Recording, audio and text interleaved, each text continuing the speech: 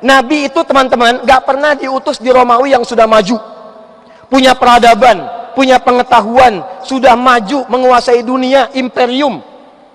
Wa aidan laisa lil Furs, bukan juga di Persia yang pada saat itu saingannya Romawi, maju, punya peradaban, peralatan lengkap, militer paling hebat. Wa innamal Mustafa sallallahu alaihi wasallam arsalahu Allah subhanahu wa ta'ala fi ummatin wusifat bil jahiliyah, wusifat bil jahiliyah. Tapi Nabi diutus oleh Allah di satu masyarakat, satu tempat yang disifati semua sepakat dalam sejarah dengan nama jahiliyah. Jahiliyah allati la ta'rif bi khuluqin, la ta'rif bi sidqin, la ta'rif bi taqaddumi, la ta'rif, laysa laha al-hadara wala al-thaqafah wala al-khuluq al-hasanah wala al-adab. Kenapa disebut jahiliyah? Karena mereka tidak pernah kenal nilai-nilai kebaikan dan kemajuan. Anda silahkan cek di peta-peta sejarah, di buku-buku sejarah, silahkan lihat. Tidak ada masyarakat yang paling tenggelam ke titik nadir, baik dari pengetahuan yang tak nampak, peradaban yang tidak dimiliki, mohon maaf, apalagi nilai-nilai kebaikan. Semuanya Anda dapatkan, semua sifat itu hanya di masyarakat jahiliyah. Jadi kalau Anda mau mencari pembunuh paling sadis pada saat itu, adanya jahiliyah. Jadi kalau di jahiliyah ada yang meninggal satu orang, maka di suku yang lain mesti ada yang wafat. Cuma di jahiliyah setiap hari ada orang naik ke atas bukit Jabal Qubais, kemudian menantang orang-orang sekitarannya. Dia katakan, kalau berani datang dengan saya, silahkan berduel di bukit A, tapi mohon izin pamit dulu pada ibu yang telah melahirkannya, karena dia akan pulang tanpa nama. Jahiliyah. Itu preman luar biasa, preman yang tiap hari nantangin orang. Kalau preman sekarang kecil, dan tidak ada yang sedahsyat preman jahiliyah. Jadi kalau ada preman zaman sekarang, itu preman-preman terlambat, lambat lahir, kesiangan, kepagian, kesorean, kemalaman, karena sudah ada preman yang paling hebat, jahiliyah. Kalau ada pembegal, maaf, begal zaman dulu itu lebih hebat, sekampung begal semua. Yang dibegal nggak tanggung-tanggung semua orang yang lewat kampung itu. Ketua MPR lewat, begal. Ketua DPR lewat, begal. Nggak akan dilihat. Tokoh lewat, begal. Kalau tidak setor, bukan banyak dagangan yang hilang, tapi nyawa bisa melayang. Tokohnya Jundub bin Junada, kotaknya disebut dengan Ghifar, kelak akan dikenal dengan Al-Ghifari. Kalau Anda mau mencari pemabuk, nggak ada yang lebih hebat daripada jahiliyah. Maaf, pemabuk jahiliyah itu paling minimal, pemabuk yang kecil-kecil itu paling minimal 5 kali dalam sehari. Di pemabuk sekarang tuh jauh, terlambat, ketinggalan, payah. Sudah banyak yang dulu. Kalau Anda pengen lihat para penipu, maaf, pejabat yang korup, pemimpin yang menipu, orang yang tidak suka dengan orang lain, dengan celaan, dengan macam-macam, banyak di jahiliyah. Ada Abu Lahab, Abu Jahal. Jadi abu-abu yang sekarang kecil, nggak ada nilainya, sudah banyak yang dulu.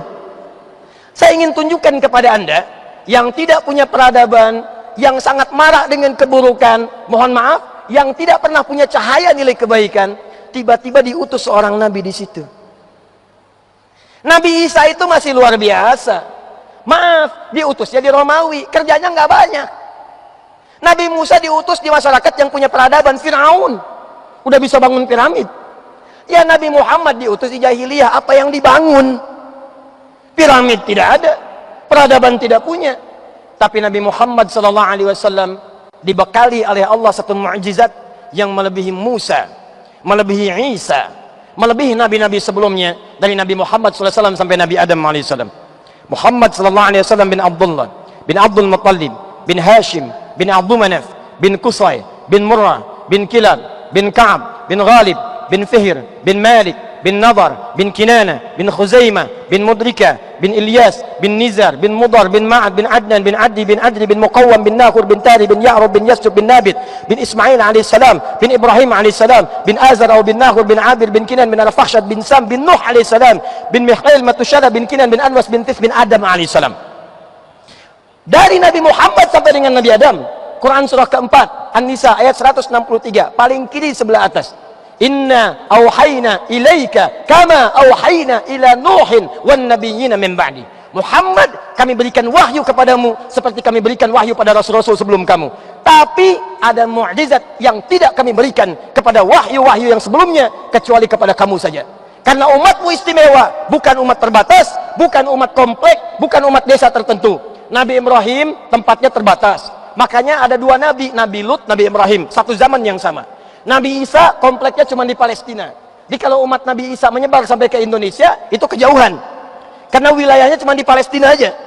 Ibrahim cuma di Kanaan, Yusuf kemudian di Mesir, Yakub di Palestina hijrah ke Mesir. Nabi Muhammad umatnya sampai ke ujung dunia, tidak ada batas sampai dengan hari kiamat.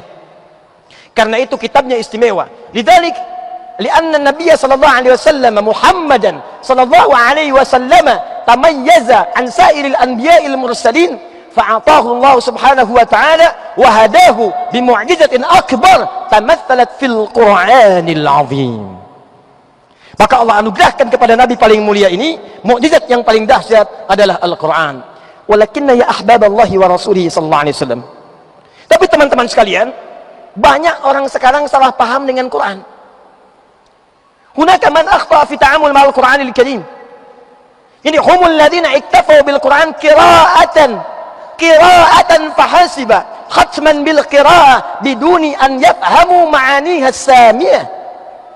Orang sekarang kebanyakan salah paham berinteraksi dengan Al-Quran, tidak seperti Nabi mengajarkan Quran di masa lalu, baik saat dihafalkan apalagi saat dipraktikkan. Rakizu ma'i, fokus dengan saya.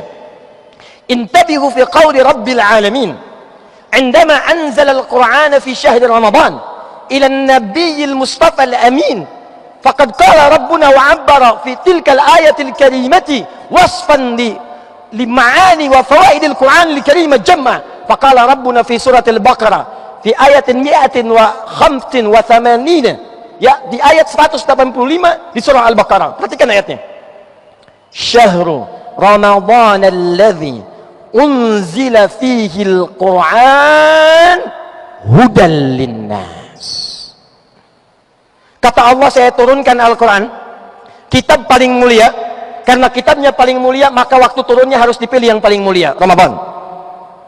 Intabihu, unzuru ila mizatil Qur'anil Karim. Kullama iltamasa al-Qur'anul Karim, atau kullama yani ta'amala al-Qur'anul Karim ma'a makanin ma, waqtin ma, syakhsiyah ma, fasawfa tusbih kull hadhihi al-ashya' mutamayyizina 'inda Allah Subhanahu wa ta'ala.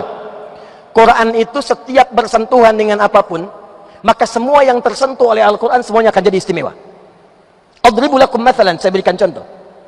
Anzalallahu subhanahu wa ta'ala Al-Quran.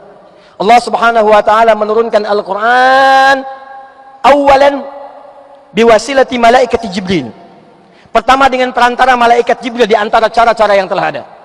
Fa asbaha Jibrilu sayyidal malaikah. Maka ketika Jibril berkaitan dengan Al-Quran menyampaikan wahyu, maka statusnya naik menjadi Sayyidul Malaikah.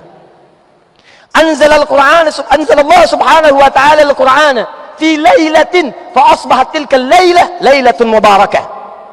Allah menurunkan Al-Quran di satu malam, maka malamnya berubah status jadi malam yang diberkahi dan berubah jadi malam Lailatul Qadar. Inna anzalnahu fi wa ma adraka ma Lailatul Qadri khairum min أنزل الله سبحانه وتعالى القرآن يوم الجمعة فأصبحت الجمعة سيد الأيام. Allah turunkan Al-Quran di hari Jumat, Jumat menjadi Sayyidul Ayyam. أنزل الله سبحانه وتعالى القرآن على محمد صلى الله عليه وسلم فاصطفاه ربنا سيد المرسلين. Allah turunkan Al-Quran lewat Nabi Muhammad, maka status beliau naik menjadi penghulu para rasul. أنزل الله سبحانه وتعالى القرآن في مكة المكرمة فأصبحت المكة مليئة بكل البركة والرحمة وكل ما أرضى الله سبحانه وتعالى. Allah turunkan Al-Quran di Mekah, Mekah berubah status sampai sekarang jadi negeri yang diberkahi. Anzalallah subhanahu wa ta'ala Al-Quran fi Yathriba fatahawwalat Yathribu ila al-Madinatil Munawwarah binuril Qur'anil Karim. Allah turunkan Al-Quran di Yathrib, maka Yathrib berubah nama menjadi Al-Madinah Al-Munawwarah. Fa'ana ala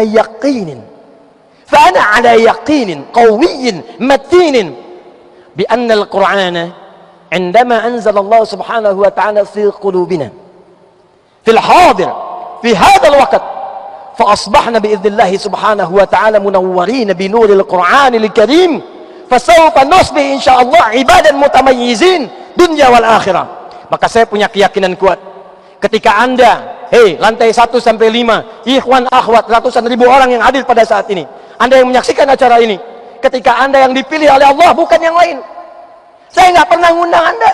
Siapa yang minta Anda kesini? Saya tidak kenal siapa Anda satu persatu. Siapa yang menggerakkan Anda ke sini selain Al-Quran? Kalau bukan Allah yang memilih kita, mustahil kita ada di sini.